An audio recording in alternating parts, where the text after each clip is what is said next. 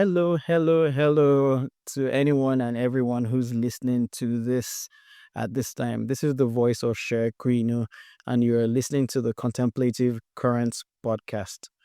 Before I jump into the matter and the crux of this particular episode, I wanted to give a quick shout out to anyone who's listening to me from YouTube, just to understand the architecture of this podcast. This is a Substack uploaded recording, and this gets distributed to Spotify, to Apple Music, to YouTube. I think it's YouTube podcast. So I see a number of comments from the YouTube. Thank you so much for listening. If you're listening to this on YouTube, and of course, give me a shout out if in the comments. I'm now going to be paying more attention to that, and of course, to new subscribers both on my YouTube and on Substack. It's nice to see people resonate with this, even if it's one person. Um, all right. So today I want to talk about. I think I'm going to actually name this or title this "Beauty and Chaos: All Faces of the Divine," and this is more or less commentary of the last post I put up on Substack. The title of that one was "Oh, even this is its face." I, in situations like this, I like to also preface that when I talk about the divine and when I use the word God, I am in a way inviting whoever is listening or whoever is engaging with my thought flow to go beyond the assumptions of the divine or God, uh go beyond the stereotypical ideas of a an entity that sits somewhere in the world or somewhere in the skies. I think it's very important for us to go beyond this concept of God, because for anything that we for any ideas we have about God, we are kind of crafting God in our own image, so to say. So, a different way that I'm trying to invite anyone who's listening to this to see the ideas of the divine, or to see what I'm pointing to, because I obviously would do a very bad job of even doing this pointing. It's to look at the divine as an expression of all there is, an expression of truth, an expression of the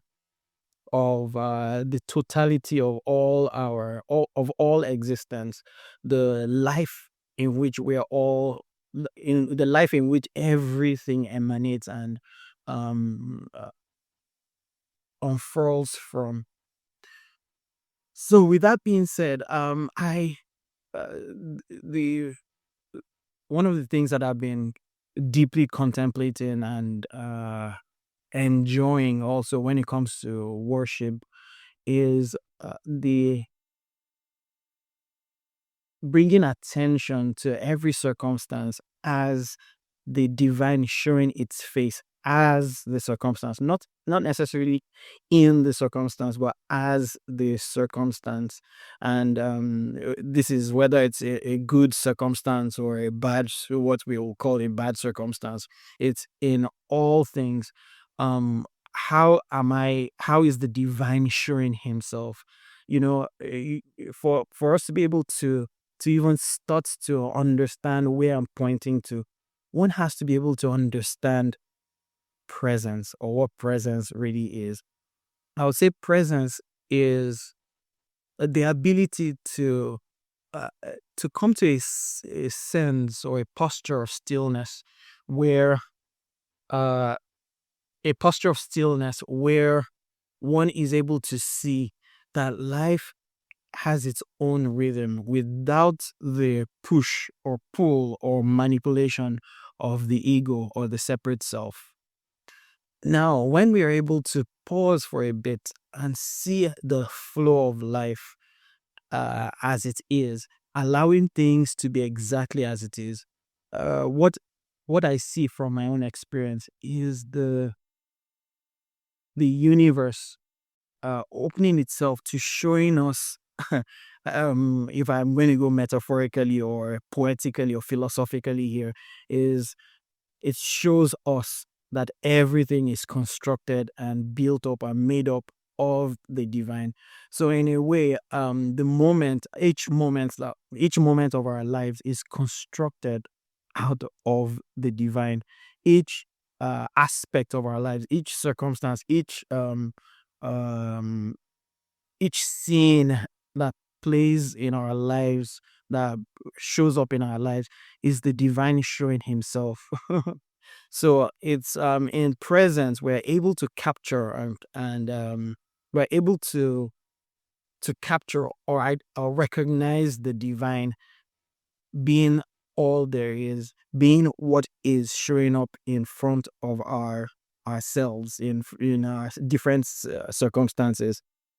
So in the same way, we can begin to see that every single moment is a container in which the divine pours itself out of, or pours itself into. I should correct that. Every moment is a container in which the divine pours itself into. So if we can see that in a lot of ways we are not separate from all there is, we are a part and a whole of all there is, we can see that every circumstance is the divine expressing himself through it. So the part of worship here and bhakti yoga, as I try to explain in my article, is seeing that even the mundane activities of our lives, like answering a phone call, is how do I, in picking up my phone to answer this call, how can I see the divine in this? How can I um, recognize the other at the other end of the line, or even the entirety of the phone conversation, the act of picking the phone, the act of receiving the call, as me, uh, as me responding to the divine. So this will show up I mean, if you ask yourself the question, how do I respond to this text message or this phone call? How do I stack up the dishes or my dishes? How do I work on this particular report? How do I scrub my bathroom? Knowing that everything I'm doing is being done to the divine. Now it sounds weird, and I tend to find struggle with using words to describe how you can see something or use an event that, quite honestly, an event is just an event. But how can you personify, or in a way anthropomorphize? Is that the word? How can you anthropomorphize using God in this expression, that particular situation? How can I see that even the act of recording this podcast for me is me, it's me um doing this in service of the divine, doing this in the love of the divine, doing this in devotion of the divine. It's in a little way, this feels like the gamification of of my experience using the divine, if that makes sense. So why should anyone do this? What do we get out of this? In my experience, what I have begun to notice is that in putting every situation within this frame, something else dissolves. My habitual relationship to situations, as if they were solid, begins to dissolve. And so the world begins to be left, or the world and the experience of being in the world begins to be left bare, in a way, it's I'm finding words here.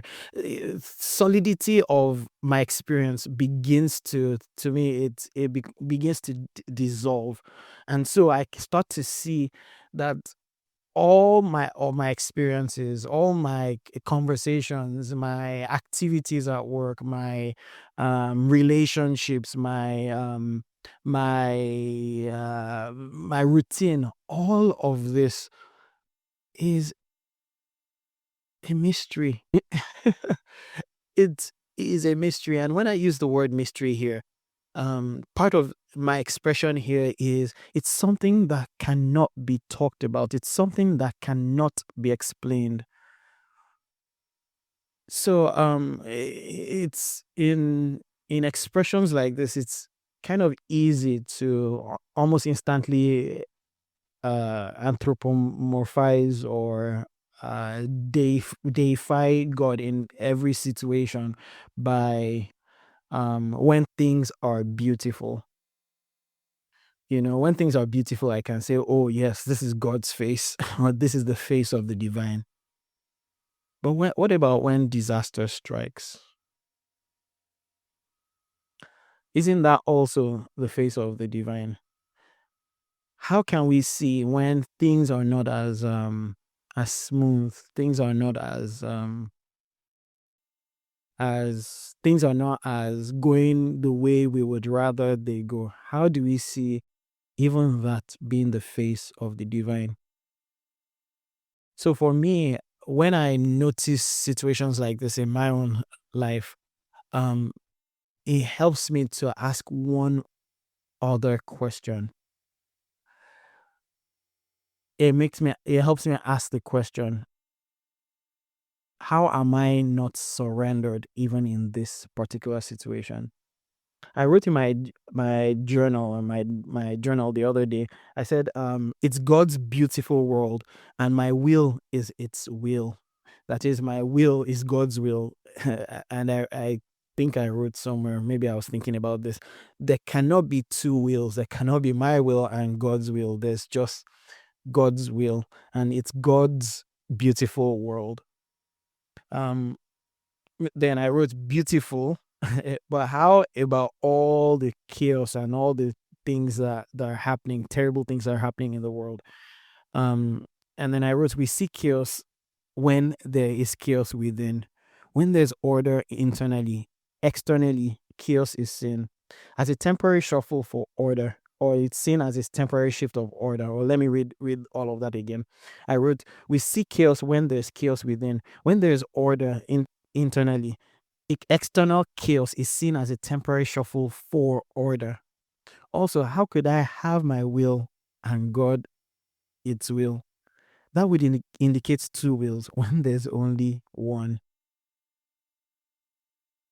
So when now for me, when I see chaos, what chaos or terrible things happening in the world, it's a first and foremost, it's a pointer to me to see all the parts of all the ways that I'm not surrendered. That's the first. And the second is to see the ways that or the divine forms itself out of disorder. He creates order. Out of chaos, he creates order. And so, in a lot of ways, even that begins to being able to see the divine in the way and in the frame I am referencing here, we start to see that there's neither chaos or order. I know that this sounds very paradoxical, but there's none of the two. There's just the face of God, changing or moving forms, or changing, being one thing and then the other. It's the formless taking form and becoming formless yet again.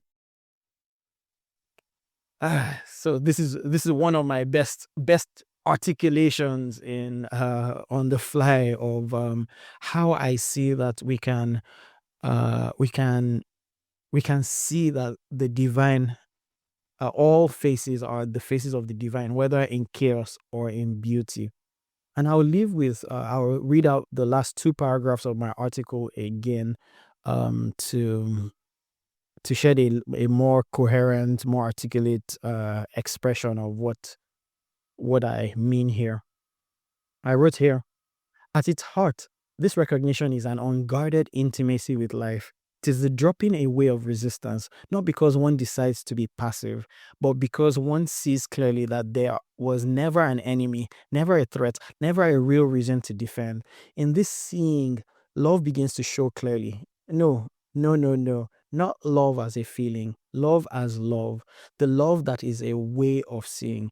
Seeing is then the recognition that there is nothing more than surrendering to that vision of devotion by allowing everything, yes, even this, to reveal its face.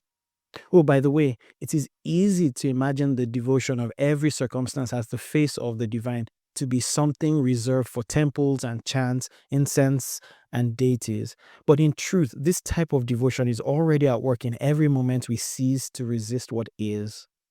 Every act of acceptance is an act of devotion.